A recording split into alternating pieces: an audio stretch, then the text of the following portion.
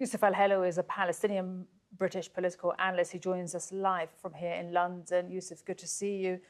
A day after a UN inquiry found that Israel is committing genocide in Gaza, Israel, as we see, is intensifying its attacks in Gaza City with a ground assault. Where is the international condemnation? Israel genocidal war in a few weeks' time will enter its third year. Gaza is the world's largest concentration camp, and this genocidal war is ongoing due to the impunity that Israel has been enjoying and lack of accountability. Now, the United Nations declared there is a genocide. Israel doesn't care. Israel aims to level Gaza to the ground, wipe out what's remaining from Gaza. It aims to humiliate Palestinians. And also, in light of the lack of basic necessities and supplies, Israel is pushing the residents of Gaza, about 1 million, to the south. And as your reporter said, it takes hours for people to evacuate to the south. People rather stay in Gaza City because they say we are being bombed, slaughtered, even if we leave Gaza City. Gaza has been transformed into the world's largest open-air prison, testing American weapons against the civilian population in Gaza. People have stopped urging the international community to intervene because all their calls have fallen in deaf ears. The international community, the so-called Western civilized world, have been watching people in Gaza being starved to death, killed amid apathy. Now, what's ironic is that also Israel has been using Gaza as a scapegoat to destroy Gaza, to flex its muscles, to scare the regional countries in the region. Because Israel aims to regain the so-called power of deterrence. So it is using Gazans, human beings, civilians in Gaza, to crush them in order to send a clear message to Israel's enemies that this will be your fate if you dare to resist Israel. So it's the impunity, it's the lack of accountability.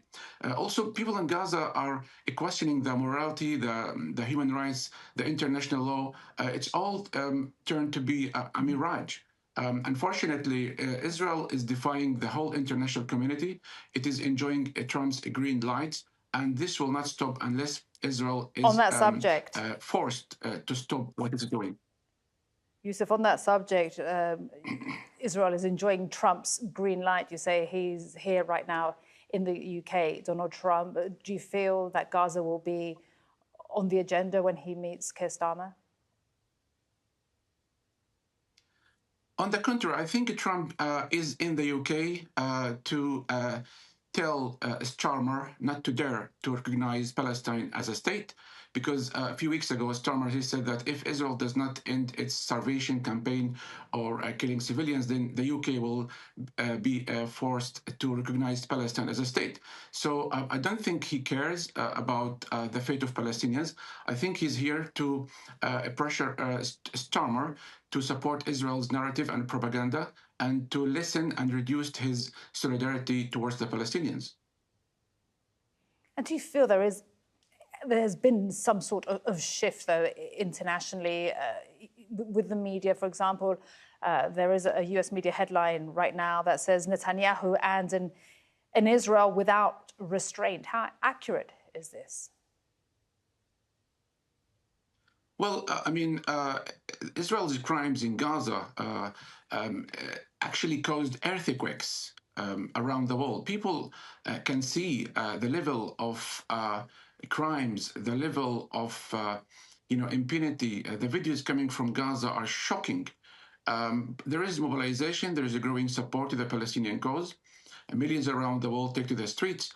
But this solidarity, without being boosted by a political decision from governments around the world, then it will not really push Israel to stop its humiliation, or let's say it will not stop Israel from dealing with Palestinians as subhumans. It will not stop Israel to demonize Palestinians. So there must be sanctions. Israel must feel the pain because all what they say is lip service. The statements from Starmer, from Germany, from Trump, the U.S. administration has never been, Maria, as an honest peace broker. So Palestinians do not pin their hopes on Trump or the Western Wall. They are waiting for a miracle to happen. Of course, they also blame the silence and the complicity from what they say Arab countries, the Muslim world. Gaza has been failed, but also Gaza exposed the hypocrisy and the double standards of the world. Now, Israel aims to spread desperation and frustration amongst Palestinians. Israel is holding Palestinians responsible for what happened about 2 years ago, and it will continue punishing the Palestinians because they embraced the resistance. But the bottom line is that Palestinians in Gaza are being collectively punished. The suffering of Palestinians is not only happening in Gaza, but also in the West Bank. Israel aims to continue what it started in 1948 to ethnically cleanse the indigenous Palestinians from Gaza. That's why it is cramming them to the south. It is coordinated with some countries to absorb tens of thousands of Palestinians. And people are questioning, where is the United Nations? What's next?